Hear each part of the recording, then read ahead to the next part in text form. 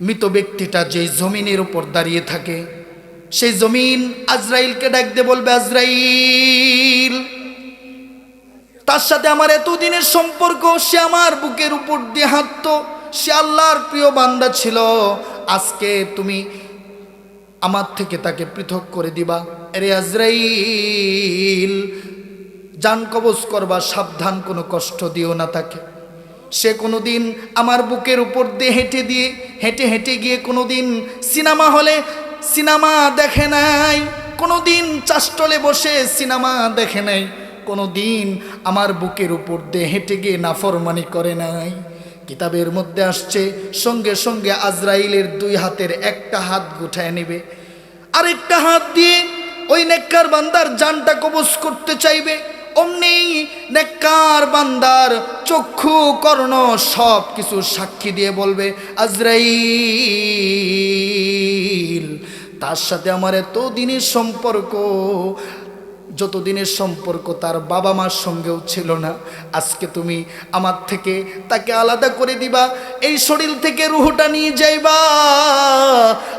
তোমার কাছে আবদার রাখি, তাকে কোনো ধরনের কষ্ট দিও না, কারণ সে কোনো দিন এই চক্ষু দিয়ে গুনাহ করে নাই, কারণ সে কোনো দিন এই কর্ণ দিয়ে গুনাহ করে নাই, কারণ সে কোনো দিন এই হাত দিয়ে কোনো দিন অবৈধ উপার্জন করে নাই, কারণ সে কোনো দিন এই পা দিয়ে গুনার কাজে যায় নাই।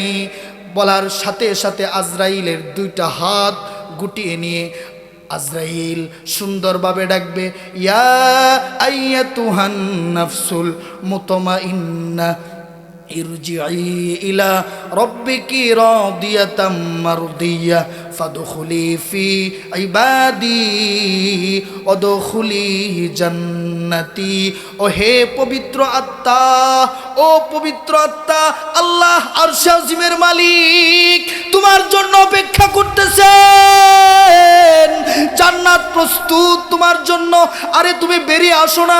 কিতাবের মধ্যে লেখে, একটা বন্দি পাখি পিঞ্জিরার মধ্যে যেমন আবদ্ধ হয়ে থাকে, মালিক যখন পিঞ্জিরার দরজা খুলে দেয়, পিঞ্জিরা থেকে আবদ্ধ পাখি যেমন ডানা জাপটা দিয়ে খোলা আসমানের নিচে উড়াল দিয়ে যত খুশি হয়, নেককারের রুহুটা সুজা ডানা জাপটা দিয়ে জান্নাতে চলে যেয়ে তার চেয়ে বেশি খুশি হয়।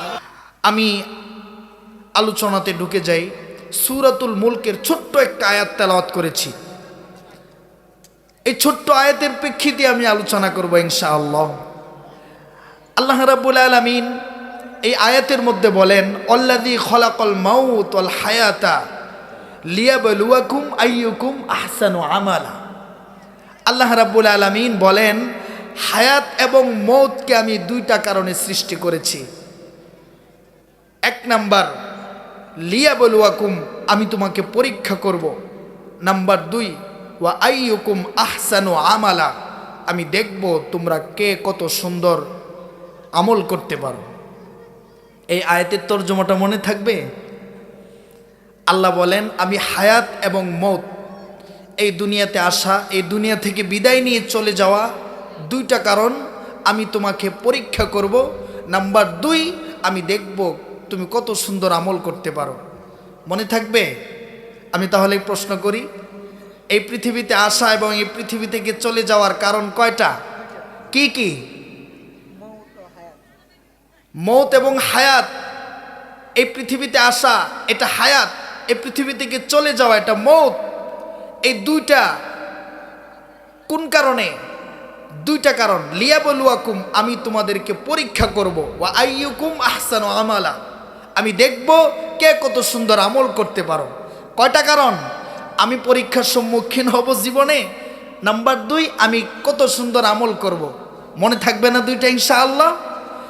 যদি মনে থাকে তাহলে আমি সামনের দিকে অগ্রসর হতে পারি।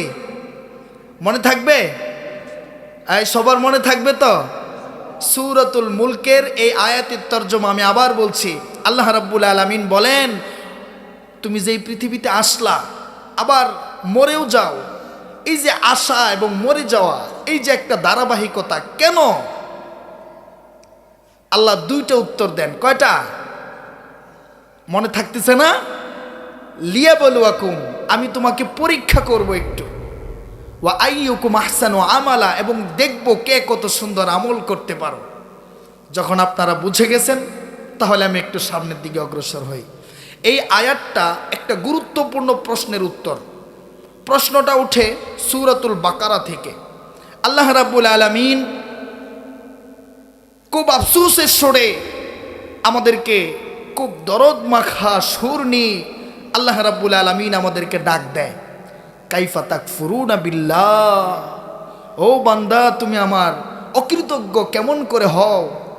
কুনতুম আমওয়াতা, তুমি মৃত ছিলে, ফাআহইয়াকুম, তারপরে তোমাকে আমি জীবিত করেছি, সুম্মা ইউমীতুকুম, তারপরে তোমাকে আমি আবার মৃত্যু দেব, সুম্মা ইউহয়িকুম, তারপরে তোমাকে আমি আবার পুনরায় জীবিত করব, সুম্মা ইলাইহি তুরজাউন, তারপরে তোমাকে আমি আমার কাছে ফিরিয়ে নিয়ে আসব।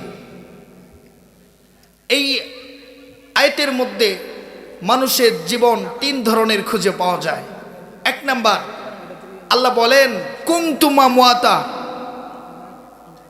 কুনতুম আমওয়াতা, তোমরা মৃত ছিলে। আমি আপনাদেরকে জিজ্ঞাসা করব, আমরা কেউ কি জীবিত ছিলাম? আমাদের কোনো অস্তিত্ব ছিল? বলতে পারবেন যে আমার অস্তিত্ব ছিল? আমার কোনো অস্তিত্ব ছিল না। আমার কোনো আজ যে সুন্দর চেহারা এটা ছিল না, আমার সুন্দর হাত এটা আমার ছিল না, এত সুন্দর জবান, এত সুন্দর কণ্ঠস্বর ছিল না, আমি নাচিস ছিলাম, আমার কোনো অস্তিত্ব ছিল না।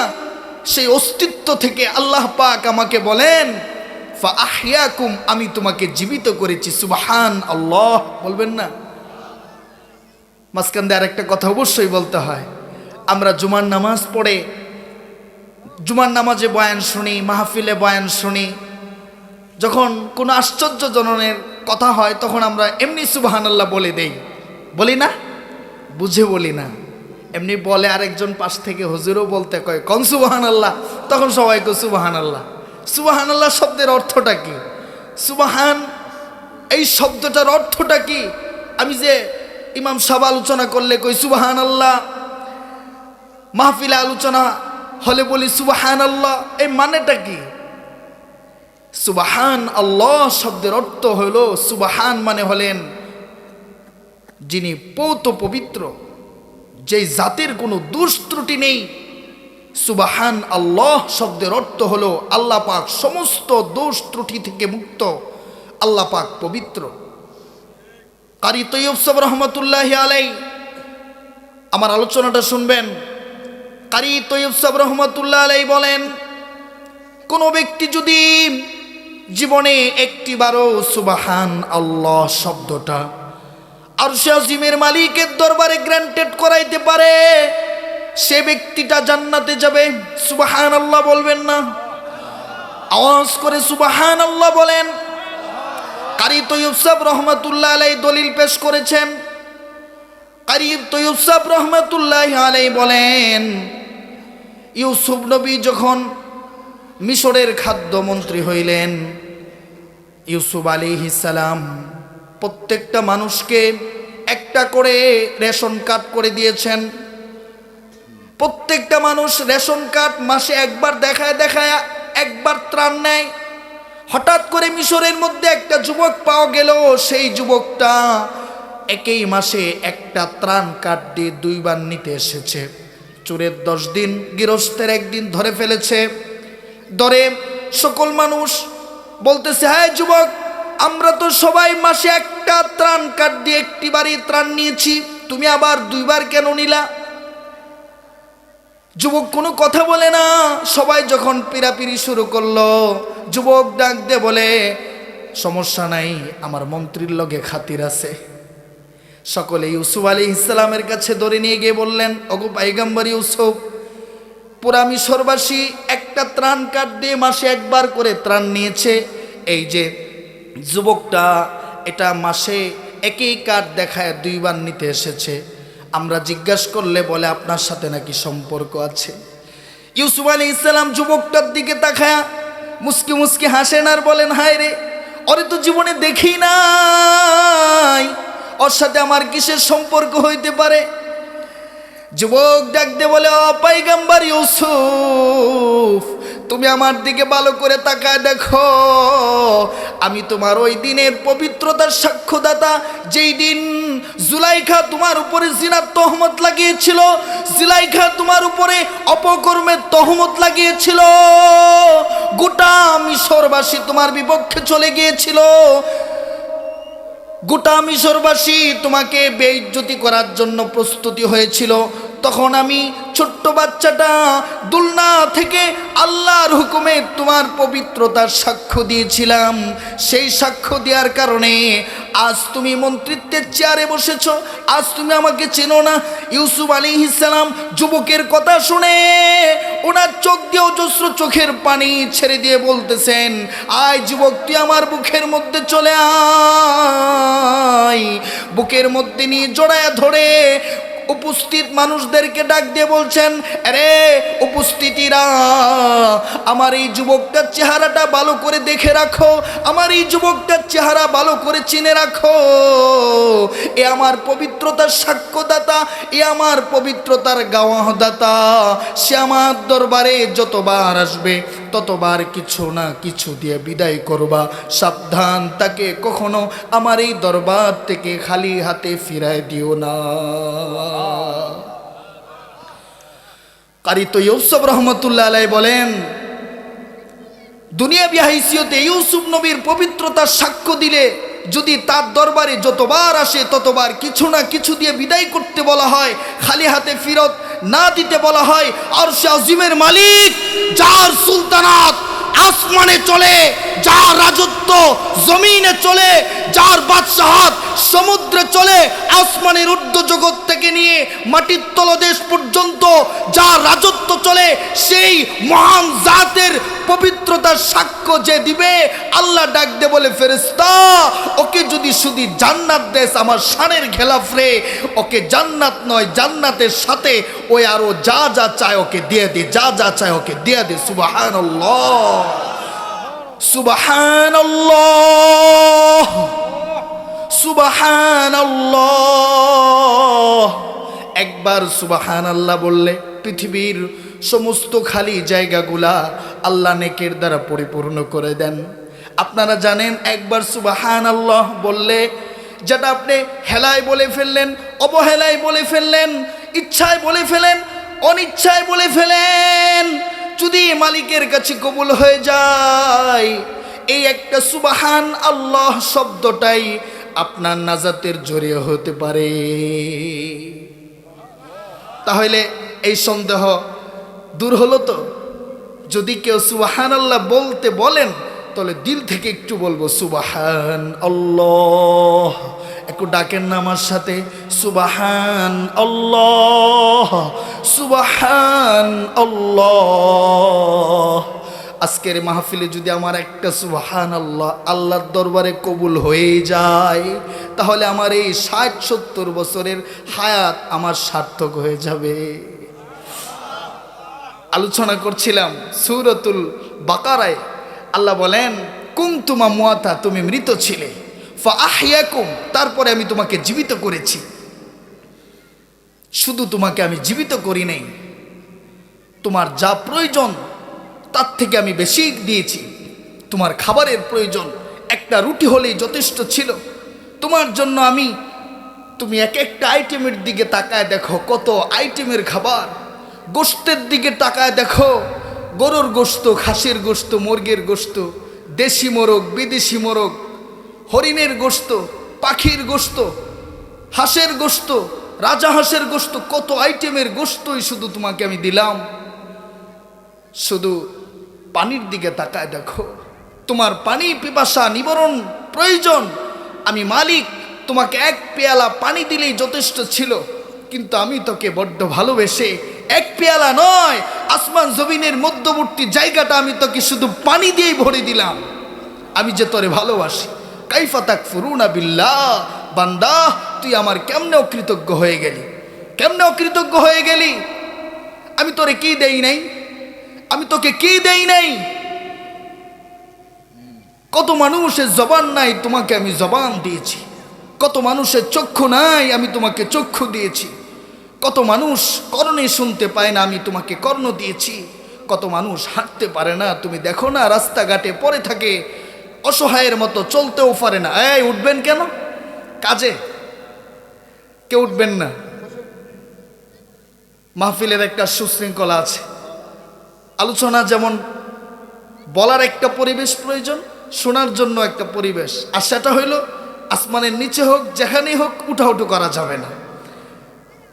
আলোচনা যেই করুক, কোরআন হাদিসের বাহিরে আলোচনা হচ্ছে, উঠে গেলে আমি কেমন যেন কোরআনের আলোচনা আমার ভালো লাগতেছে না এরকম মনে হবে।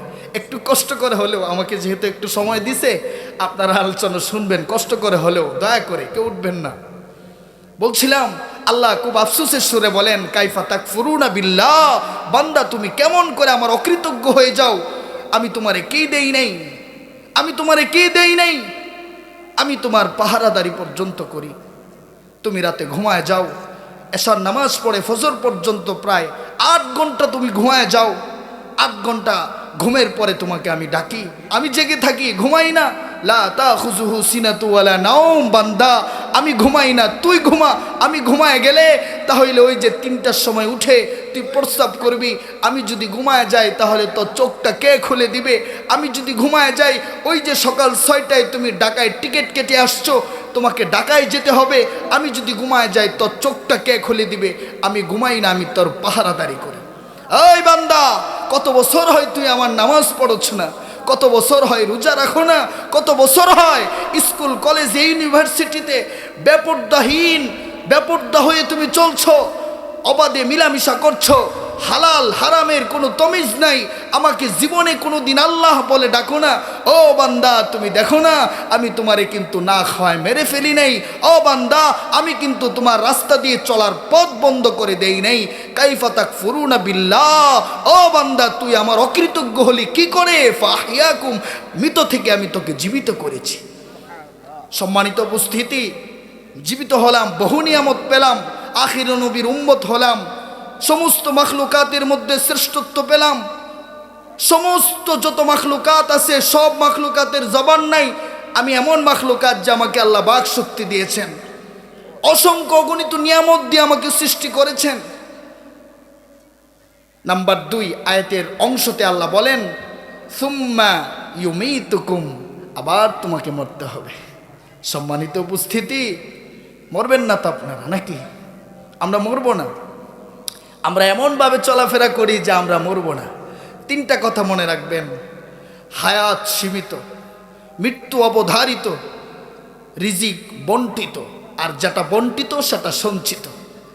আমার এই 3টা কথা যদি বুঝেন, হায়াত সীমিত, তাহলে আল্লাহ এই পৃথিবীতে কেন পাঠালেন আর আমি কি করছি, তখন আমার বিবেক, মানুষের বিবেক পৃথিবীর শ্রেষ্ঠ আদালত, তখন বলবে আমার ঘরে যদি সকাল থেকে সন্ধ্যা পর্যন্ত একজন কর্মচারী রাখি কাজ করার জন্য, সে যদি কাজ না করে আমি তাকে বেতন দেই না। আমার দোকানের কর্মচারী যদি সঠিকভাবে কাজ না করে বেতন দেই না, তাহলে আমিও তো কোনো মালিকের অধীনে থাকি। আমার যে মালিক দৈনিক 5 বার আমাকে মুয়াজ্জিনকে প্রতিনিধি বানাইয়া আল্লাহু আকবার আল্লাহু আকবারের ধ্বনি দিয়ে আমাকে ডাকছেন, আমি যে সাড়া দেই না, তাহলে মালিককে আমাকে পুরস্কার দিবে? ইন্নাল্লাহা আশতারা মিনাল মুমিনিনা, মুমিনকে আল্লাহ পাক কিনে নিয়েছেন, বিআমওয়ালিহিম ওয়া আনফুসিহিম, তার মাল এবং জানের মাধ্যমে আল্লাহ পাক জান্নাতের মাধ্যমে মুমিনের জান মাল খরিদ করে নিয়েছেন। এই আয়াত যখন হযরত সিদ্দিক আকবর রাদিয়াল্লাহু তাআলা আনহু তেলাওয়াত করছেন, তখন উনার চোখ দিয়ে অজস্র চোখের পানি ঝরিয়ে ঝরিয়ে কাঁদতেছিলেন। হযরত সিদ্দিক আকবর তিনি কাঁদতেছেন, আল্লাহ তো আমার জান এবং মালের বিনিময়ে জান্নাত খরিদ করলাম, আল্লাহ আমাকে জান্নাত দিলেন আমার জান এবং মালের বিনিময়ে। কিয়ামতের ময়দানে যদি আল্লাহ পাক আমাকে ডাক দিয়ে বলে, এ আবু বকর, আজকে তোর জান তোর মাল এটা নষ্ট হয়ে গেছে, সেই দিন আমার কি অবস্থাটা হবে? আমি মুমিন, আমার মালিককে তো খুশি করতে পারলাম না, তিনি আমাকে কেমনে বদলা দিবেন? আমি আমার কর্মচারীকে আমার কাজে একটু ক্ষতি হলে একটু যদি ভুলভ্রান্তি হয় আমি তার বেতন দেই না। যে মালিকের অধীনে আমি থাকি সেই মালিকের কাজ যদি আমি না করি তাহলে তিনি কি আমাকে সেই কর্মের ফল দিবে কি? আল্লাহ বলেন সুম্মা ইউমিতুকুম, আমি তোমাকে মেরে ফেলবো। এই দুনিয়াতে তুমি থাকতে পারবা না, এই দুনিয়াতে তুমি থাকতে পারবা না। সম্মানিত উপস্থিতি, আমি যদি আপনাদেরকে জিজ্ঞাসা করি আপনার যে বাড়িতে আপনি এখন বসবাস করেন এই বাড়িতে আগে কে থাকতেন? আপনি নিশ্চয়ই বলবেন আমার বাবা থাকতেন। তার আগে কে থাকতেন? আমার দাদা থাকতেন। তার আগে কে থাকতেন? আমার দাদার আব্বা থাকতেন। তার আগে কে থাকতেন? আমার পূর্বপুরুষ থাকতেন। আমি যদি বলি ও সালিয়ানিবাসী আপনার সেই পূর্বপুরুষেরা কোথায়, তখন আপনি আমার সামনে কথাটা এটাই বলবেন, হজরত আমাদের পূর্বপুরুষ সবাই বাড়ি ছেড়ে বাঁশবাগানে চলে গেছে। তাহলে আমি তো মনে হয় যাব না, নাকি আমাকেও চলে যেতে হবে? আমি থাকতে পারবো না। এই দুনিয়া কাউরে থাকতে দেয় নাই। রাজারা থাকতে পারে নাই, বাদশারা থাকতে পারে নাই। রাজা বাদশা পৃথিবীতে কেউ থাকতে পারে নাই। এমনও বাদশা ছিল যাদের হাতের ইশারায় উঠত মানুষ, হাতের ইশারায় বসত মানুষ। একটা হুমকি দিয়ে পুরো দুনিয়া কাঁপিয়ে ফেলতো। একটা হুকুমে হাজার হাজার মানুষের গর্দান পড়ে যেত। এমনও মানুষ এই দুনিয়াতে আর নাই। আজ রাজারা নাই, বাদশারা নাই, অলিরা নাই, গাউস কুতুব আবদালরা নাই, নবীরা নাই। কত সুন্দরী রমণী ছিল, কত সুন্দর সুন্দর নারীরা ছিল, তারা আজকে মাটির নিচে মাটি হয়ে গেছে। তাদের গোশতও পাওয়া যায় না, তাদের হাড্ডিও পাওয়া যায় না। কত মানুষ দুনিয়াতে ছিল। আমার কাকি আম্মা ঢাকা মেডিকেলে 6 দিন পর্যন্ত থেকেছেন। লক্ষ লক্ষ টাকা খরচ করা হয়েছে। আমরা বাহিরে নিয়ে যাওয়ার জন্য পরামর্শ করেছি, ডাক্তার বলেছে সময় শেষ, নিয়ে গেলে কাজ হবে না। দুনিয়া থাকতে দিল না, থাকতে পারে নাই। আমার বড় কাকা চলে গেলেন, আমার ছোট কাকা চলে গেলেন, আমার মেজু কাকা চলে গেলেন, আমার দাদা আমার চোখের সামনে থেকে চলে গেলেন, আমার দাদিকে আমার চোখের সামনে চলে যেতে দেখেছি। আমার অনেকে আছেন, অনেকেরই বাবা আপনার চোখের সামনে চলে গেছেন। অনেকে আছেন আপনার সন্তান আপনার চোখের সামনে চলে গেল। অনেক দাদা আছেন তার সামনে নাতি চলে গেল। আমি কিসের বরত্ব নিয়ে আছি? এখন এখানে যদি আমি মারা যাই, আমার লাশটা আমার বিল্ডিং করে নিয়ে যাবে না, সুজা কবরস্থানে নিয়ে যাবে। চ্যালেঞ্জ করেন, একবারের জন্য যদি বলেন হুজুর না, আমার সন্তানেরা আমারে ভালোবাসে, আমার ঘরে একটা রুম আলাদা করে আমাকে ওখানে থাকতে দিবে, তাহলে নামাজ পড়িয়েন না, তাহলে রোজা রাখেন না। আর যদি মনে করেন না, ওই যে কবর ভয়ঙ্কর সাপ বিচ্ছুর ঘর, অন্ধকার ঘর, যেখানে আলু বাতাস ঢুকে না, আমার মৃত্যুর পরে আমার সন্তানেরা সেই কবরে আমারে ঝাঁকা মাটি দিয়ে রেখে আসবে, সেই কবরে আমারে পাড়ায় পাড়ায় মাটি দিয়ে আসবে, তাহলে আর কাকে আপন বানাতে চাচ্ছেন? আর কাকে আপনি বুকে জড়ায় রাখছেন? আর কত দুনিয়া দুনিয়া করবেন? আর কত মদ খাবেন? আর কত সুদ খাবেন? আর কত আল্লাহর নাফরমানি করবেন? আর কত মা বাবার অবাধ্য করবেন? আর কত বছরই আসে এরকম রমজান তো বহু দেখলাম। ও মুসলমান ভাইরা আমার, এমন রমজান আসবে এই সালিয়ানি গ্রামের মাহফিলও হবে, এই সালিয়ানি গ্রামের অনুষ্ঠানও হবে, রমজানও আসবে। আফসোস একদিন আমি থাকবো না, এই দুনিয়া থেকে আমি মৃত ব্যক্তি, মরহুম হয়ে যাব। মানুষ আমার নামটা ভুলে যাবে। আজ ও বাচ্চারা, তুমি জানো না কি নিয়ে অহংকারী করো, কি নিয়ে তুমি বাহাদুরি করো? তুমি জানো না আগামীকাল তোমার নামটা কি হয়ে যাবে? তুমি মুর্দা হয়ে যাবা, তোমার 3 হাত বডির লাশটা ডেড বডি হয়ে যাবে। সন্তান তার বাপের লাশের পাশে দাঁড়াইয়া থেকে কাঁদতেছে, আমার বাবা নেই, আমার বাবা নেই। আরে কে বলে তোর বাবা নাই? এই যে তোর বাবা, এটাই তো তোর বাবা, তুই কেমনে বলিস তোর বাবা নাই? বলে না না, এটা আমার বাবা না। কেমনে তোর বাবা হলো না? গতকালকে তো এই লোকটাকে দেখেই বাজারে আব্বা বলে ডাক দিয়েছ। এই লোকটার চক্ষু দেখেই তো তুমি তোমার বাজারে অন্য কাউরে ডাকো নাই, তোমার আব্বাকে ডেকেছো। ওই নাসিকা ওই কর্ণই ছিল, আজকে তোর আব্বা নাই মানে? বলে না না, এটা আমার আব্বা না, এটা আমার আব্বার লাশ। ও মুসলমান ভাইরা, দুনিয়াতে রাজারা থাকে নাই, নবীরা থাকে নাই, যার জন্যই পৃথিবী তৈয়ার করা হয়েছে তিনি তো থাকলেন না। ইনসানো কো চাহিয়ে কে ख्याल काज़ा रहे हम क्या रहे गए जब ना रसूले खुदा रहे। কবি খুব সুন্দর ভাষায় বলেন, আরে মানুষের তো উচিত আল্লাহ পাকের সিদ্ধান্তই মেনে নেয়া, কারণ এই পৃথিবী যার জন্য সৃষ্টি করা হয়েছে তিনিই যখন থাকলেন না, তাহলে আমরা এই পৃথিবীতে আর কি করে থাকি? সম্মানিত উপস্থিতি, চলে যাব এটা তো নিশ্চিত, কিন্তু যেখানে চলে যাব সেখানে কি কিছু নিয়ে যাওয়ার প্রয়োজন না? মৃত্যু তো কত মানুষের হয়ে যায়, কেউ পানিতে ডুবে মরে যায়, কেউ আগুনে পুড়ে মরে যায়, কেউ রুট অ্যাক্সিডেন্টে মরে যায়, কেউ গড়ে 1 বছর 2 বছর পরে থেকে মারা যায়, কেউ স্ট্রোক করে মারা যায়। আমার মৃত্যুটা কেমন হবে? আমি মুসলমান, আমার মৃত্যুটা কেমন হবে? অসম্মানিত উপস্থিতি, একটা কথা তো অবশ্যই বলতে হয়, আপনার এখন যারা ইয়াং জেনারেশনরা আছেন তারা তো সুখের দিন দেখেছেন। আমার মুরব্বী বাবাদের কাছে জিজ্ঞাসা করে দেখেন, এক বেলা খাবারের জন্য কত কষ্ট তারা করেছেন। এমনও পরিবার এখানে থাকতে পারে যাদের ঘরে 3 বেলা খাবার জোটে নাই, কিন্তু তাদের দিন আটকে থাকে নাই, দিন কিন্তু আপন গতিতে চলছে, আপন গতিতে চলছে। আমার তো পিছনে কি হলো সেটা নয়, সামনে তো আমার সবেই বাকি রয়ে গেল। আমার মৃত্যু আমার সামনে বাকি, আমার কবর আমার সামনে, হাসর আমার সামনে, ফুলসেরাত আমার সামনে, মিজানের পালা আমার সামনে, জান্নাত জাহান্নাম আমার সামনে। আমি কোনটা নেব? আমি সব গাটি আমার বাকি। এখনো আমি কেমনে দুনিয়ার মগ্নে পড়ে থাকি, দুনিয়ার মহব্বতে পড়ে থাকি, দুনিয়ার ভালোবাসায় মুগ্ধ হয়ে পড়ে থাকি। একবারও জেহেনে লারা দিয়ে দেখলাম না, আরে মৃত্যু তো আমার সামনে। আরে মৃত্যু কত ভয়ঙ্কর হয় আপনি জানেন না? একটা দৃষ্টান্ত দিলে বুঝবেন। মৃত্যু তো হয়, নেককারের মৃত্যু হলে তো আলহামদুলিল্লাহ, আর যদি বদকারের মৃত্যু নসিব আমার না হয়ে যায়, নাউজুবিল্লাহ, আল্লাহ হেফাজত করুন, তাহলে তো কষ্টের কোনো সীমা থাকবে না।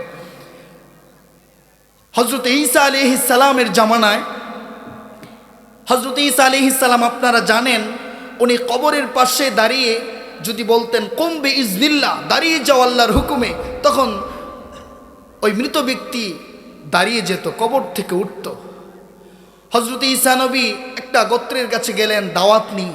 সে গোত্র বলল, ও ঈসা, এই যে কবরটা, এটা আমাদের একটা সম্ভ্রান্ত ফ্যামিলির কবর, আমরা সুরক্ষিত রেখেছি, তার সাল সন দেয়া আছে, প্রায় 1000 বছরের উপর হবে এই যুবকটা মারা গেছে। যদি আমাদের সামনে এই যুবকটা জীবিত করে দেখাতে পারো তাহলে তোমার উপর ঈমান আনব। হযরত ঈসা আলাইহিস সালাম উনি কবরের পাশে দাঁড়ায় বললেন, কুম বিইজনিল্লাহ, আল্লাহর হুকুমে তুমি উঠে যাও। তখন ওই কবর থেকে মৃত লাশটা কাঁপতে কাঁপতে কাঁপতে কাঁপতে উঠে গেল। হযরতে ঈসা আলাইহিস সালাম দেখলেন যে লাশটা উঠল, সেই লাশটার চেহারাটা যুবকের মতোই দেখা যায়, কিন্তু দাড়ি আর চুল পাকা। হযরতে ঈসা নবী কনফার্ম হওয়ার জন্য জিজ্ঞাসা করলেন, তোমার মৃত্যুটা কি যৌবনকালে হয়েছিল কি? যুবক বলে, হ্যাঁ হ্যাঁ নবী, আমার মৃত্যুটা যৌবনকালে হয়েছিল। ঈসা নবী বলেন, এ যুবক, তোমার মৃত্যু যখন যৌবনকালে হয়েছে, তোমার মাথার চুলগুলো কেন পাকা, দাড়িটা কেন পাকা? যুবকের চোখে পানি ছেড়ে দিয়ে ডাক দিয়ে বলে, নবী গো, আজরাইল আমার সামনে এসে একটা কাঁটাদার বৃক্ষ আমার শরীরে নিক্ষেপ করে দিল। প্রত্যেকটা কাঁটা আমার শরীরের প্রত্যেকটা লোমের গোড়ায় গোড়ায় ঢুকে গেল। তারপরে আজরাইল তার সমস্ত শক্তি ব্যয় করে সেই গাছটাকে টান দিল। এমন জোরে টান দিয়েছে, আমার প্রত্যেকটা লোমের গোড়া থেকে রক্ত বেরিয়ে এসেছে। এই যে দেখেন, আমার শরীরে এখনো পর্যন্ত সেই রক্ত দেখা যায়। নবী, আজ যখন 1000 বছর পার হয়ে গেল, এখনো আমি সেই মৃত্যুর কথাই বলতে পারি না। আজ যখন আপনি আমাকে আবার জীবিত করলেন, যখন আমি জীবিত হলাম তখন তো আমার মরতেই হবে। আমি এই যে 1 সেকেন্ডের মধ্যে আপনি বললেন কমবি ইজনিল্লাহ, আল্লাহর হুকুমে উঠে যাও, আমি যখন জীবিত হচ্ছিলাম আর ভাবতেছিলাম আরে 1000 বছর আগে সেই মৃত্যুর কষ্টই তো সহ্য করতে পারছি না,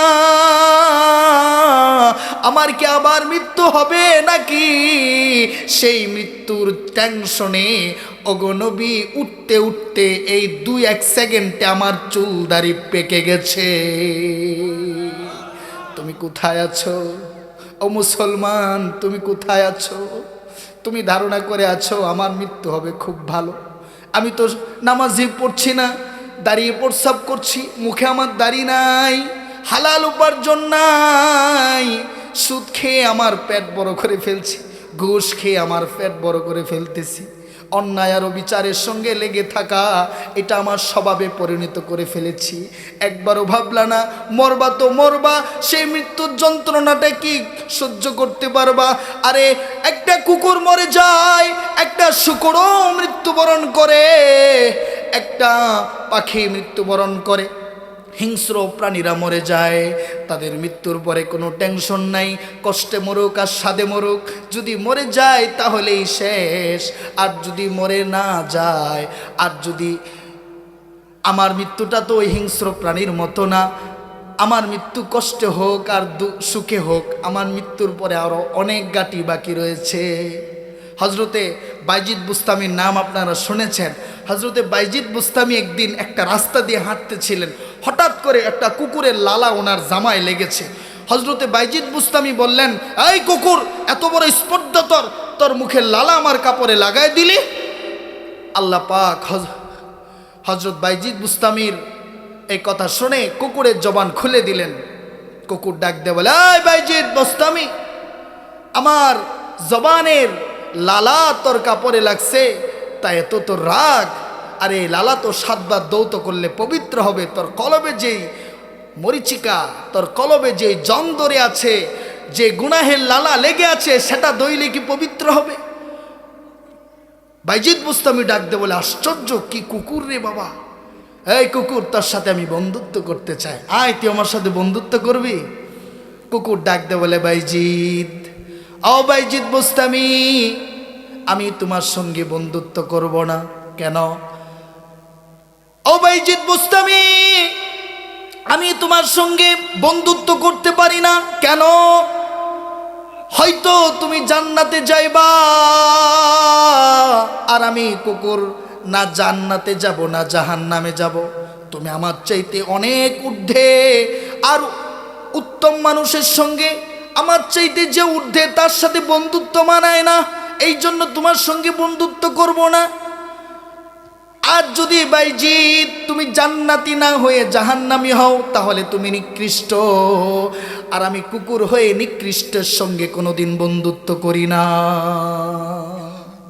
মরে তো যাইবা বন্ধু, কিন্তু সেই মৃত্যুটা আমার কেমন হবে? সে মৃত্যুটাকে আমি সহ্য করতে পারবো? ইতিহাস খুঁজলে পাওয়া যায়, হজরতে দাউদ আলাইহিস সালাম যখন মৃত্যুর কথা স্মরণ করতেন, তখন উনার লোমের গোড়া দিয়ে রক্ত বেরিয়ে যেত।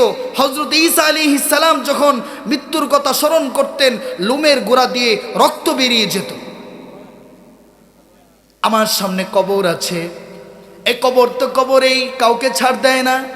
আপনারা শুনছেন, যেই দিন ফাতেমা রাদিয়াল্লাহু তাআলা আনহার ইন্তেকাল হলো, কবর খুঁড়তে গিয়ে এক সাহাবী বলেছিল, এরে কবর, তোর কত মান শান, আজকে তোর বুকে এমন একজন মানুষ কবর সমাহিত হতে যাচ্ছে, যিনি হলেন হজরতে আকায়ে নামদার তাজদারে মদিনা, জিগার গৌসায় আমেনা, জনাবে মুহাম্মদ আরবি সাল্লাল্লাহু আলাইহি সাল্লামের কন্যা। আরে তুই বড় ধন্য। মাটি থেকে আওয়াজ আসলো, আরে মানুষেরা, আমি দুনিয়ার কোনো পরিচয় মানুষকে আমি ছাড় দেই না, আমি জানি না সে কে, সে এমপি কিনা আমি জানি না, সে মন্ত্রী কিনা আমি জানি না, সে কোনো নবীর মেয়ে কিনা সেটা আমি জানি না। আমি দেখব আমল, যদি আমল হয় ভালো তার সাথে আমি ভালো ব্যবহার করব, আর যদি আমল খারাপ হয়ে যায় তাহলে তার সাথে আমার আচরণও খারাপ হয়ে যাবে। কোনো ফাসিককে যখন কবরের মধ্যে রাখা হয়, কবরে রেখে মানুষ যখন চলে আসে, কবর ডাক দিয়ে বলে, এই দুনিয়ার বুকের মধ্যে কত জ্বালান তুই জ্বালাইছস, আমার বুকের উপর দিয়ে হেঁটেছিস, দম্প করে হেঁটেছিস, আল্লাহর নাফরমানি করে হেঁটেছিস, নামাজ না পড়ে হেঁটেছিস, রোজা না রেখে হেঁটেছিস, কত অন্যায় বিচার করেছিস। আমি আল্লাহর কাছে নালিশ দিলেও আল্লাহ আমারে বলে, আরে পেটের ভিতর কয়দিন পরে আসলে তুই ধরবি, আজ তোকে ছাড়বো না রে। আরে দুনিয়াতে যত মানুষ চলতো তার চাইতে তুই বড় নিকৃষ্ট ছিলি, আজ তোকে ছাড়বো না বলে এমন জোরে চাপ দিবে, একদিকের হার অন্য দিকে ঢুকায় ফেলবে। ও বন্ধু, কোথায় পড়ে আছো? ময়দানে মাহশর কায়েম হয়ে যাবে। সেই হাসরে একটা নেকির জন্য ভাইয়ের কাছে যাবেন, ভাই আপনাকে ভাই বলে স্বীকার করবে না। মার কাছে যাবেন, মা স্বীকার করবে না। বোনের কাছে যাবেন, বোন ভাইকে চিনবে না, আত্মীয় স্বজনও চিনবে না, বন্ধু বান্ধবও চিনবে না, কেউ কাউরে চিনবে না। এই অসহায়ত্বের মধ্যে পড়ে থেকে তুমি কেমনে হাসরের ময়দান পার করবা? এই অসহায়ত্বের মধ্য দিয়ে কেমনে তুমি ফুলসিরাত পার হয়ে জান্নাতে যাইবা? এই ভয়, এই চিন্তা যদি আমার মধ্যে থাকে, আর কত দুনিয়ার মধ্যে থাকবো, আর কত দুনিয়ার মধ্যে লিপ্ত হয়ে থাকবো, আর কত নাফরমানি করব, আর কত গুনার মধ্যে লিপ্ত করব। আজকে এখানে বসে থেকে তওবা করবেন, আয় আল্লাহ, জীবনে যত পাপ করেছি, অন্যায় করেছি, ভুল করেছি, আজকে তুমি আমাকে মাফ করে দাও, আমিন। আল্লাহর কাছে মনোযোগ সহকারে যখনই তওবা করবেন, তখনই আল্লাহ তাআলা আপনার তওবা কবুল করে আল্লাহ আপনাকে আল্লাহর প্রিয় বান্দাদের অন্তর্ভুক্ত করে নেবেন। আপনার কয়টা পাপ করেছেন, আপনার কয়টা গুনাহ করেছেন, আল্লাহ রহমতের চাইতে বেশি গুনাহ করতে পারেন না। আল্লাহ প্রতিনিয়ত ডাক দিয়ে বলে, ও বান্দা, আরে গুনাহ করেছস তো কি হয়েছে, একটু ভুল স্বীকার করে ফেল না। আরে তুই একটু বল না, আল্লাহ আমার ভুল হয়ে গেছে, একটু কি তুই মাপও চাইতে পারবি না? আরে বান্দা, যদি মাপ না চাস তাহলে আমি তোরে মাপটা করব কেমনে? আমার তো একটা নিজাম আছে, তোকে আমাকে চাইতে হবে। গুনাহ করেছিস সমস্যা নাই, পাপ করেছিস সমস্যা নাই, নামাজ পড়ছ নাই সমস্যা নাই, যাকাত দেস নাই, যা হয়েছে তো হয়েছে, একটু ভুল স্বীকার করে ফেল। রাত্রের অন্ধকারে যেখানে খুশি সেখানে দাঁড়ায় থেকেও যদি মনে করিস যে একটু আমার সময় কম, একটু দাঁড়ায় বলে ফেলি, হাঁটতে হাঁটতে বলে ফেলি, বসে বসে বলে ফেলি, শুয়ে শুয়ে বলে ফেলি, আল্লাহ আসলে যা করছি ভুলেই করছি, তুমি না মাফ করলে দুনিয়া আখিরাত বরবাদ। তুমি যদি না মাফ করো তাহলে রসুলের সুপারিশও পাবো না। তুমি যদি মাফ না করো জাহান্নাম আমার জন্য অবধারিত। মালিক, তুমি না মাফ করলে আমাকে কে মাফ করবে? মালিক, কার কাছে যাব? দুনিয়াতে তো নিজাম আছে, একটা ফকির যখন এক ঘরে যায়, না দিলে বলে আরেক ঘরে যাবে, কিন্তু তোমার দরবার ছাড়া তো আমি বান্দা হয়ে অন্য কোনো অপশন নেই, তোমার কাছে হাজিরা দিলাম, খুদা মাফ করো। তওবা করতে পারবেন না এইভাবে? ইনশাআল্লাহ করতে পারবেন না? আর যদি আপনি নেককার হন, আর আপনার মৃত্যুটা যদি নেককারের হয়, তাহলে নেককারের যদি মৃত্যু আপনার হয়, নেককারের মৃত্যু কিভাবে হবে? আজরাইল আসবে নেককারের জানটা কবজ করার জন্য। আসার সময় যখন আজরাইল দুই হাত প্রসারিত করবে ওই নেককার ব্যক্তিটা জানটা কবজ করার জন্য, অমনি ওই মৃত ব্যক্তিটা যে জমিনের উপর দাঁড়িয়ে থাকে, সেই জমিন আজরাইলকে ডাক দিয়ে বলবে, আজরাইল, তার সাথে আমার এতদিনের সম্পর্ক, সে আমার বুকের উপর দিয়ে হাঁটতো, সে আল্লাহর প্রিয় বান্দা ছিল, আজকে তুমি আমার থেকে তাকে পৃথক করে দিবা। আরে আজরাইল, জান কবজ করবা, সাবধান, কোনো কষ্ট দিও না তাকে। সে কোনোদিন আমার বুকের উপর দিয়ে হেঁটে হেঁটে গিয়ে কোনোদিন সিনেমা হলে সিনেমা দেখে নাই, কোনোদিন চাষটলে বসে সিনেমা দেখে নাই, কোনোদিন আমার বুকের উপর দিয়ে হেঁটে গিয়ে নাফরমানি করে নাই। কিতাবের মধ্যে আসছে সঙ্গে সঙ্গে আজরাইলের দুই হাতের একটা হাত গুটায় নেবে, আরেকটা হাত দিয়ে ওই নেককার বান্দার জানটা কবজ করতে চাইবে। অমনি নেককার বান্দার চক্ষু কর্ণ সব কিছু সাক্ষী দিয়ে বলবে, আজরাইল, তার সাথে আমার এত দিনের সম্পর্ক, যতদিনের সম্পর্ক তার বাবা মার সঙ্গেও ছিল না, আজকে তুমি আমার থেকে তাকে আলাদা করে দিবা, এই শরীর থেকে রুহটা নিয়ে যাইবা। তোমার কাছে আবদার রাখি, তাকে কোনো ধরনের কষ্ট দিও না, কারণ সে কোনো দিন এই চক্ষু দিয়ে গুনাহ করে নাই, কারণ সে কোনো দিন এই কর্ণ দিয়ে গুনাহ করে নাই, কারণ সে কোনো দিন এই হাত দিয়ে কোনো দিন অবৈধ উপার্জন করে নাই, কারণ সে কোনো দিন এই পা দিয়ে গুনার কাজে যায় নাই। বলার সাথে সাথে আজরাইলের দুইটা হাত গুটিয়ে নিয়ে আজরাইল সুন্দরভাবে ডাকবে, ইয়া আইয়াতুহান নাফসুল মুতমাইন্না ইরজিই ইলা রাব্বিকি রাদিয়াতাম মারদিয়া ফাদখুলি ফি ইবাদি ওয়াদখুলি জান্নাতি।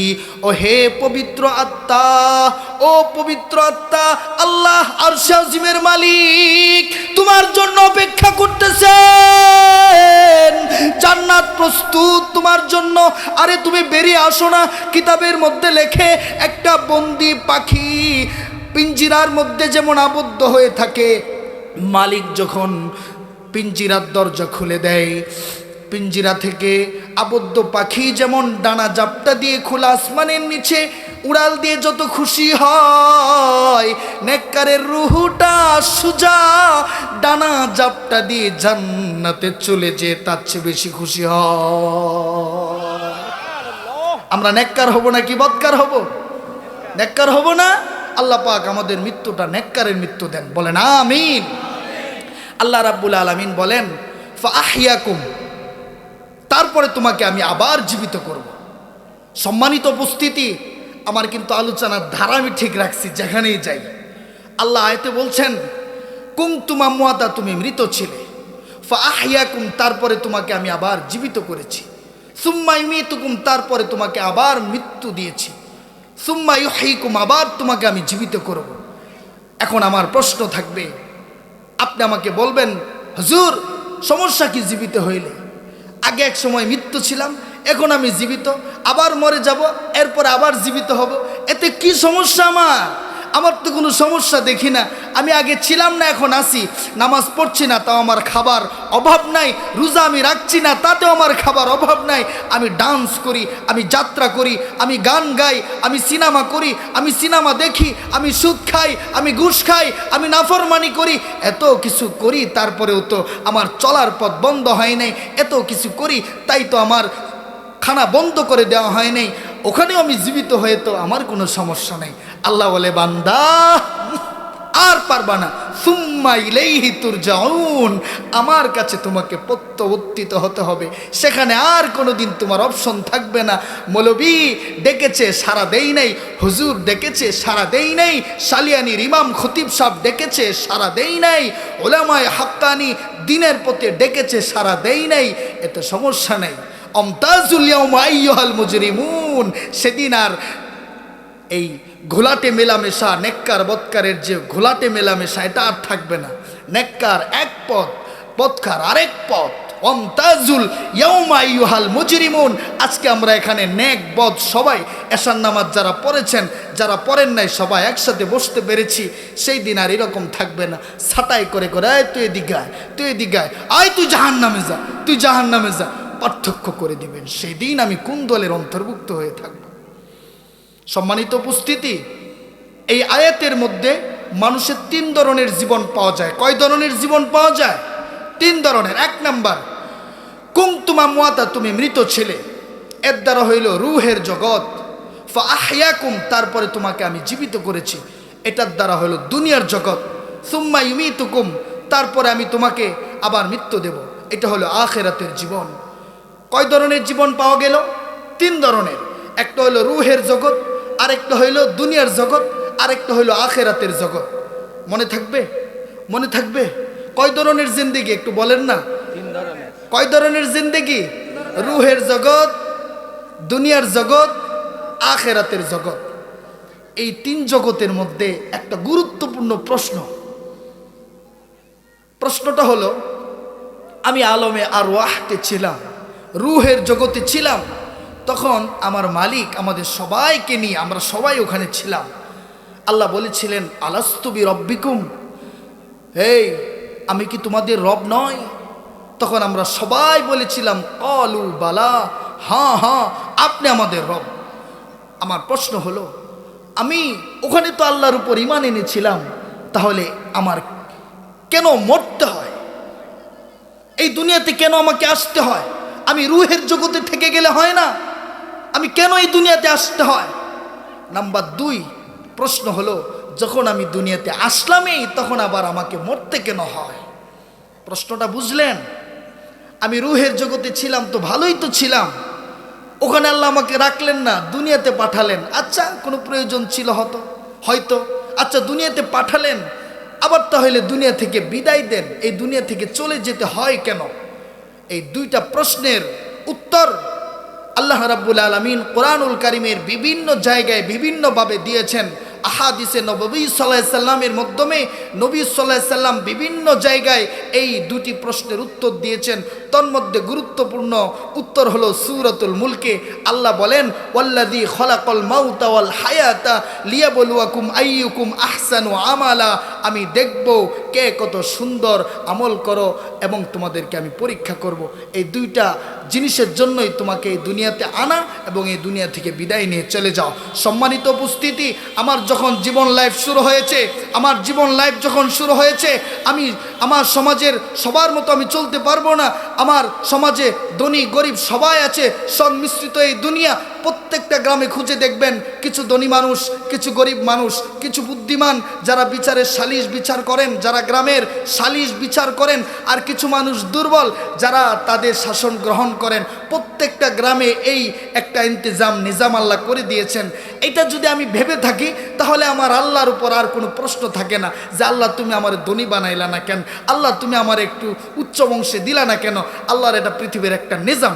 তারপরেও যদি আপনার এই জীবন চলতে গিয়ে দেখেন কত মানুষ একটা সাইন দিয়ে লক্ষ লক্ষ টাকা কামায়, কত মানুষ চেয়ারের উপর বসে থেকে খায়, এসির উপর বসে থেকে খায়, আর আমি খেতে কাজ করতে করতেও তাও আমার সন্তানের মুখে 3 বেলা ভালো মন্দ খাবার দিতে পারি না। এখানে যারা আছেন এমনও মানুষ আছে যাদের ফ্রিজে গোশতের অভাব হয় না, আবার এমনও মানুষ আছে যারা কোরবানির দিন ছাড়া গোশত চোখে দেখে না। এই যে ব্যবধানের জিন্দেগি, আল্লাহ বলেন আমি তোরে পরীক্ষা করতেছি। লিয়াবলুয়াকুম আইয়ুকুম আহসানু আমালা, আমি অসুস্থ দিয়ে তোকে পরীক্ষা করব, আমি তোকে মুসিবত দিয়ে পরীক্ষা করব, আমি তোকে অভাব দিয়ে পরীক্ষা করব, আমি বিভিন্নভাবে তোমাকে পরীক্ষা করব। সে পরীক্ষার সম্মুখীন হবা বান্দা, তুমি মুমিন, তুমি কামিয়াব, তুমি আমার উপর কোনো ইশকাল আপত্তি করতে পারবা না, তুমি কোনো ইশকাল আপত্তি করতে পারবা না, কারণ তুমি মুমিন, তুমি মুসলমান। জিন্দেগি তোমার যেভাবেই চলো, তুমি জুতায় সেলাই করে খাও, তোমার যদি সেই রসুলে আরবির মদিনাওয়ালার তরিকা হয় তাহলে তুমি শ্রেষ্ঠ। তুমি জামা সেলাই করে খাও, তুমি বাজারে মানুষের ভিড়ের ভিতর দিয়ে জালমুড়ি বিক্রি করে করে খাও, মানুষের বাড়িতে কাজ করে খাও, সমস্যা নাই। তুমি কোরআন হাদিসের পরিভাষায় যখন তুমি মুমিন তখন তুমি শ্রেষ্ঠ। আফসোস করবা না, মুসিবত আসে, মুসিবত আল্লাহ যাদেরকে ভালোবাসেন তাকেই দেন।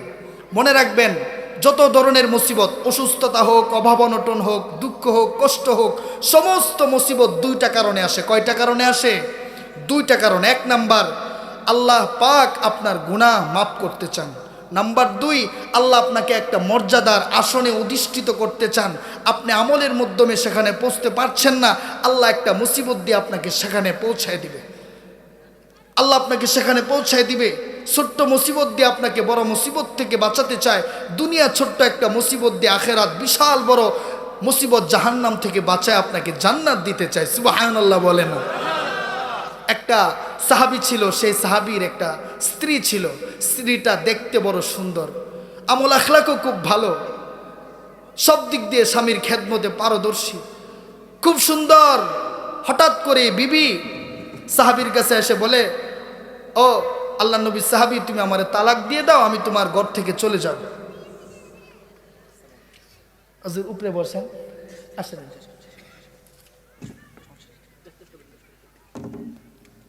সাহাবী বললেন, কি ব্যাপার, তুমি তালাক নিয়ে যাবো আমার কাছ থেকে? কেন? বলে, না এটা গোপন সমস্যা, তোমাকে বলা যাবে না, তুমি আমারে তালাক দিয়ে দাও। কেন তালাক দিয়ে দেবো তোমাকে? কোনো কারণ দর্শাইবা না? তুমি কি আমার ঘরে সন্তানাদি নিয়ে সুখী না? বলে, হ্যাঁ সুখী। তাহলে তুমি তালাক চাও কেন? বলে, এটা বলা যাবে না। তাহলে কি করবা বলো? চলো রসুলের দরবারে যাই, রসুল যদি তালাক দিতে বলে তাহলে দেব, আর যদি রসুল থাকতে বলে তাহলে থাকবা। বলে আচ্ছা। এই মানুষই বাড়ি থেকে বেরিয়েলো, পথে যাচ্ছে, হঠাৎ করে একটা পাথরখণ্ডের সঙ্গে ওই সাহাবীর ধাক্কা লেগে যায়, পাটা খেটে যায়, পা থেকে অজস্র রক্ত বের হচ্ছে। ওই স্ত্রী দৌড় দিয়ে গিয়ে স্বামীকে বুকের মধ্যে জড়ায় নিয়ে নিজের ওড়না ছেড়ে সেই পায়ে ব্যান্ডেজ করছে, আর স্বামীকে ডাক দে, বলে, স্বামী চলো বাড়িতে চলে যাই। বাড়িতে চলে আসছে, দিন যায়, ওই সাহাবীর পায়ের পচন ধরছে, গন্ধ বের হচ্ছে, হাঁটতে পারতেছে না। ওই মহিলা সাহাবিয়া ওই স্বামীর খেদমত করছে, প্রস্রাব পায়খানা সাফ করতেছে, মানুষের বাড়িতে উপার্জন করে এনে স্বামীকে খাওয়াচ্ছে। একদিন গভীর রজনীতে সাহাবী হাউমাউ করে বাচ্চার মতো কান্না করতেছে। স্ত্রী ডাক দে, বলে, তুমি কান্না করো কেন? সাহাবী ডাক দে, বলে, কান্না করছি মুহূর্তে তুমি যদি আমাকে রেখে চলে যাও তাহলে আমি কিভাবে চলবো? সেই পেরেশানিতে আমি কান্না করছি। মহিলা সাহাবিয়া ডাক দে, বলে, আমি তোমাকে রেখে যাব না। স্বামী ডাক দে, বলে, যখন আমার সুখের দিন ছিল, যখন আমার ঘরে কোনো দুঃখ কষ্ট ছিল না, কোনো অভাব ছিল না, কোনো ধরনের পেরেশানি ছিল না, তখন তুমি আমার কাছ থেকে তালাক নিতে চাইলে। আজকে দুঃখের দিন, আমার প্রস্রাব পায়খানা পর্যন্ত তুমি সাফ করো, অন্যের বাড়িতে কাজ করে তুমি আমারে খাওয়াও, আজ কেন তুমি আমার কাছে থাকতে চাও?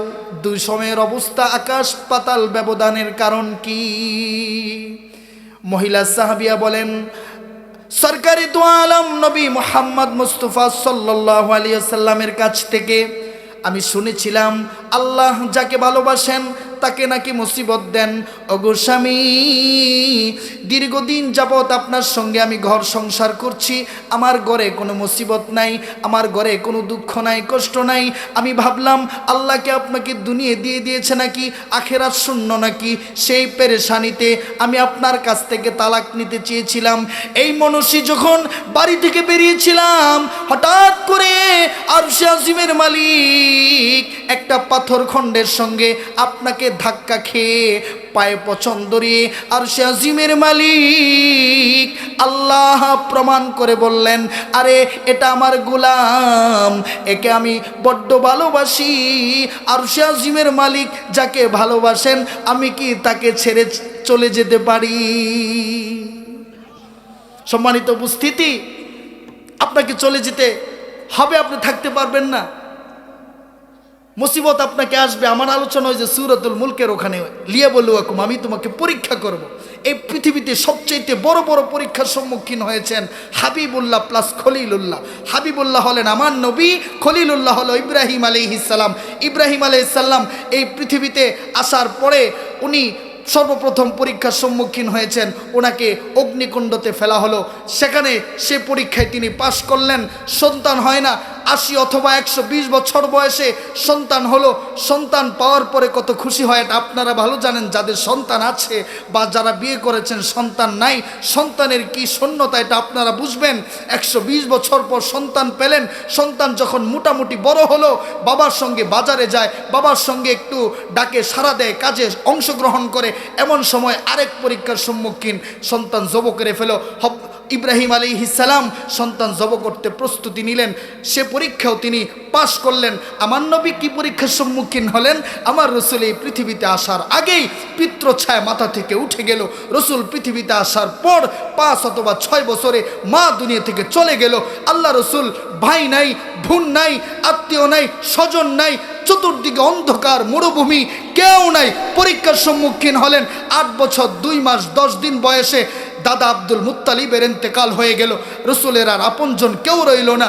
আল্লাহ রসুল সাল্লাম 40 বছর কাটায় দিলেন, নবুয়তপ্রাপ্ত হইলেন। যেই মানুষগুলা রসুলকে আল আমিন উপাধি দিয়ে বিশ্বাসী বলেছিল, সেই মানুষগুলা রসুলরে পাথর মারে, সেই মানুষগুলা রসুলরে জুতা দিয়ে ঢেল মারে, সেই মানুষগুলা রসুলরে খাইতে দেয় না, সেই মানুষগুলা রসুলের জামা টেনে ছিঁড়ে ফেলে, সেই মানুষগুলাই আল্লাহ রসুলের উপরে পচা উটের উঝড়ি ফেলে দিয়ে রসুলকে বিভিন্নভাবে কষ্ট দিয়েছেন। 63 বছর শুধু পরীক্ষার সম্মুখীন হয়ে পুরা উম্মত জাতিকে শিক্ষা দিলেন, ও দুনিয়ার মানুষ, কাফের বেঈমানদের পক্ষ থেকে নির্যাতন তোমাকে সহ্য করতে হবে। আমি মুহাম্মদ আরবি সহ্য করেছি।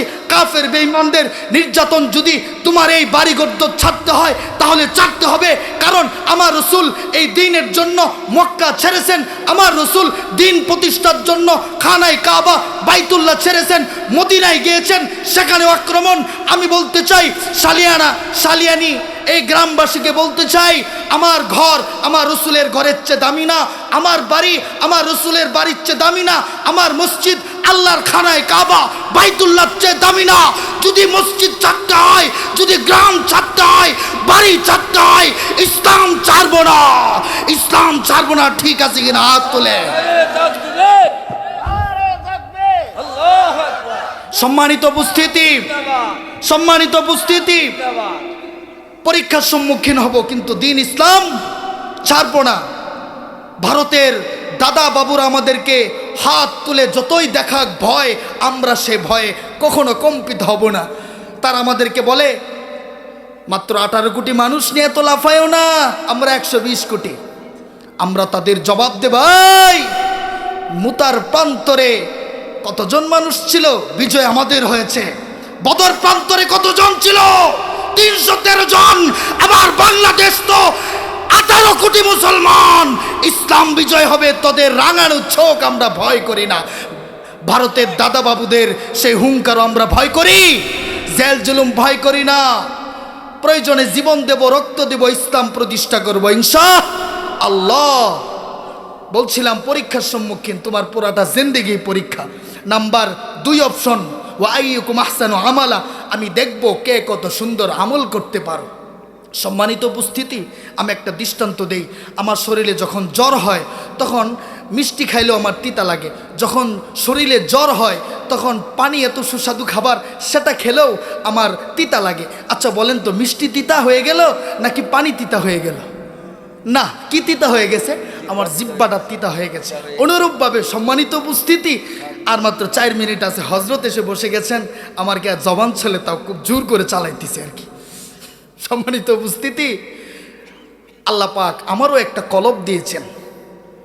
এই কলব যখন গুনাহের মাধ্যমে দাগ পড়ে যায় তখন আর নেক কাজ ভালো লাগে না, তখন আর রোজা রাখতে ভালো লাগে না, তখন আর ওয়াজ নসিহতও ভালো লাগে না, কোরআন তেলাওয়াতও ভালো লাগে না। এগুলো আমার ভালো লাগবে না, কারণ আমার দিলের কলব নষ্ট হয়ে গেছে। এই কলব নষ্ট কলবকে একটু ভালো করা প্রয়োজন আছে না? আমল করতে একটু মনে চায় না? 5টা আমল করবেন। আমি গতকালকে একটা মাহফিল ছিল, সেখানে আমি 5টা আমলের কথা বলেছি। আপনাদেরকে বলবো, নেক কাজ করার জন্য এই 5টা আমল যদি কোনো ব্যক্তি করে, সে ব্যক্তি 5 ওয়াক্ত নামাজ পড়তে পারবে, নিয়মিত কোরআন পড়তে তার মনে চাইবে, এই যে সামনে রোজা আসতেছে সে রোজা রাখতে মনে চাইবে। 5টা আমল করবেন তো ইনশাআল্লাহ। 1 নাম্বার, একটু মৃত্যু স্মরণ করবেন, দিনে একবার হলেও। সেটা আপনি যখন খুশি তখন, রাত্রেও করতে পারেন, দিনেও করতে পারেন। তবে একটা শর্ত, আপনি একা একদম নির্জনে আপনার মুখের উপর একটা কাপড় দিবেন, কাপড় দিয়ে ঢেকে মনে মনে ভাববেন আমার ইন্তেকাল হয়ে গেছে। সালিয়ানি জামিয়া মসজিদের মুয়াজ্জিন এলান করে দিয়েছে, আজ হাজি অমুক মারা গেল। আমার এই মৃত্যুর সংবাদ শুনে সমাজের মানুষেরা আসছে, আত্মীয় স্বজনেরা আসছে। আবার কিছু মানুষ কাফনের দোকানে কাফন কিনতে চলে গেছে, আবার কিছু মানুষ দা বটি নিয়ে বাঁশ ঝাড়ে বাঁশ কাটতে চলে গেছে, আবার কিছু মানুষ কুদাল নিয়ে আমার কবর খনন করতে চলে গেছে, আবার কিছু মানুষ বড়ই পাতা সংগ্রহ করতে চলে গেছে, আবার কিছু মানুষ গরম পানি করতে চলে গিয়েছে। এমন অবস্থা আমার হয়ে গেল। তারপরে সবাই আমাকে নতুন আরেকটা সাজে সাদা কাপড় দিয়ে পেঁচালো। তারপরে সবাই আমার লাশটা সামনে নিয়ে বসে পড়লো, রাত পাহারা দিচ্ছে। কেউ বলে আগামীকাল জোহর পর জানাজা, আবার জ্ঞানী ব্যক্তিরা বলে না, জোহর পরে দিলে হবে না, লাশ দুর্গন্ধ হয়ে গেছে, পচে যাবে, 10টায় জানাজা। তারপরে কবরে রেখে দিল। ফেরেশতা আসলো, মার রব্বুকা মা দীনুকা মা নবিয়ুকা, সেই প্রশ্নের জবাব আমি দিতে পারলাম কিনা। 1 নাম্বার, করতে পারবেন? এটা করতে পারবেন? নাম্বার 2, নিকটস্থ আত্মীয় যাদের মারা গিয়েছে তাদের কবর জিয়ারত করবেন। প্রথমে গিয়ে সালাম দিবেন, আসসালামু আলাইকুম ইয়া আহলাল কুবুর। তারপরে তার কবরের পাশে দাঁড়াইয়া কমস কম সূরা ফাতিহাটা পড়বেন, 3 বার সূরা ইখলাস পড়বেন। পরে যখন চলে আসবেন তখন একটু কবরের পাশে দাঁড়াইয়া, যদি কবরটা আপনার আব্বার হয় তাহলে বলবেন, বাবা তুমি চলে গেলা, ও বাবা তোমার কাঁধে করে না আমি কত বাজারে গেলাম, ও বাবা তুমি না আমারে কাঁধে করে কত ঈদগাহের মাটি নিয়ে চলে গেলা, আজ কত বছর হয়ে গেল বাবা তোমার কাঁধে উঠতে পারি না, তোমার কাঁধে উঠে আর ওই যে ঈদগাহের মাঠে যাওয়া হয় না, ও বাবা তুমি না প্রতি বছর আমাকে নতুন পোশাক কিনে দিতা, আজ কত বছর চলে যায় তুমি আমারে পোশাক কিনে দাও না। যদি মার কবর হয় কবরের পাশে দাঁড়ায় বলবা, ও গো মা আজ কত বছর হয় তোমার হাতের রান্না খাই না, ও গো মা দুনিয়ার কোথাও চলে গেলে তুমি এসে দেখতাম রাত 1টা নয় 2টা নয়, তুমি দরজা খুলে অপেক্ষা করছো। যদি কবরটা বন্ধুর হয় বলবা, বন্ধুরে একই সাথে থেকেছি, একই সাথে চলেছি, একই সাথে মধ্যনগর বাজারে ব্যবসা করেছি, একই সাথে রাজনীতির প্ল্যাটফর্মে ছিলাম, একই সঙ্গে আমরা নবজাগরণ স্টার ক্লাব তৈরি করেছিলাম, এরে বন্ধু তুমি চলে গেলা, আমিও তো সেই পথেই চলে যাব। নাম্বার 3, রাত্রে যখন শুইতে যাবেন বালিশ নিচে দেন না আপনারা, বালিশটা একটু সরায় ফেলবেন। বালিশটা সরায় ফেললে দেখবেন নিজের একটু লাশের মতো মনে হবে, মনে একটু ভয় ঢুকবে। বালিশ ছাড়া শুইলে দেখবেন লাশটা কেমনে পড়ে থাকে আপনার চোখের সামনে। আপনার আত্মীয় স্বজনের লাশ এভাবে পড়ে থাকলে যেমন অসহায় লাগে তেমন আপনাকে মনে হবে। নাম্বার 4, একটু একদিন কষ্ট করে, মনে তো চাইবে না, একটু কষ্ট করে যখন সারা পৃথিবীর মানুষ ঘুমায় যাবে, বেওয়ারিশ কুকুরগুলা ঘুমায় যাবে, হিংস্র প্রাণীরা ঘুমায় যাবে, পক্ষীকুল পাখিরা ঘুমায় যাবে, আপনার স্ত্রী ঘুমিয়ে যাবে, সন্তান ঘুমিয়ে যাবে, সারা দুনিয়া নীরব, তখন উঠে 2 রাকাত নামাজ পড়ে একটা সেজদা দিয়ে 2 ফোঁটা চোখের পানি ফেলবেন আর বলবেন, আল্লাহ নামাজ না পড়লে তো জাহান্নামে যেতে হয়, রোজা না রাখলে তো জাহান্নামে যেতে হয়, তাহলে আমি কেন নামাজ পড়তে পারি না, আমি কেন রোজা রাখতে পারি না, কেন কোরআন আমি পড়তে পারি না? পারবেন? নাম্বার 5 হলো একটু কষ্ট করে নফসের বিরুদ্ধে যাবেন। ওয়াজ শুনতে মনে চাইবে না, আজকে মাহফিলটা একদম দোয়া শেষ পর্যন্ত করে গেলে ভালো হয়, এটা নফস চাচ্ছে না, একটু কষ্ট করে থাকবেন। মসজিদে যাইতে ভালো লাগবে না, একটু কষ্ট করে যাবেন, ভালো মানুষদের সোহবত উঠাইবেন, ভালো মানুষের সাথে চলতে ভালো লাগে না, তাও জোর করে চলবেন।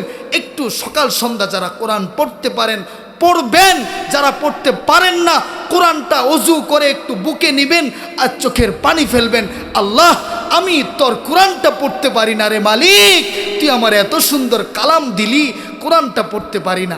এই 5টা আমল যদি করতে পারেন দিল আশা করি নরম হবে, আপনার নামাজের তৌফিক হবে, রোজার তৌফিক হবে। আলোচনা আমার এখানেই শেষ। সম্মানিত উপস্থিতি, আজকে আপনারা যারা আলোচনা আমার শুনলেন, যদি আলোচনায় কোনো ভুল ভ্রান্তি হয়ে থাকে মাফ করবেন। আমার এই আওয়াজ যত দূর যাচ্ছে, আমার সম্মানিতা মা বোনেরাও কিন্তু আলোচনা শুনছেন, তাদের জান্নাতে যাওয়া একদম সহজ।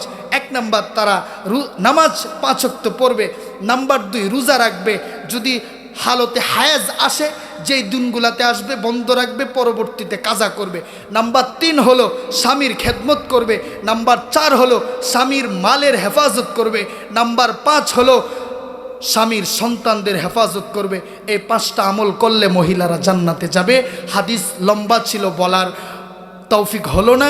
ইনশাআল্লাহ আল্লাহ যদি সুস্থ রাখে, আবার যদি কোনো দিন আপনাদের এখানে আমার আসার তৌফিক হয়, বাকি আলোচনাগুলো ইনশাল্লাহ আমি করব।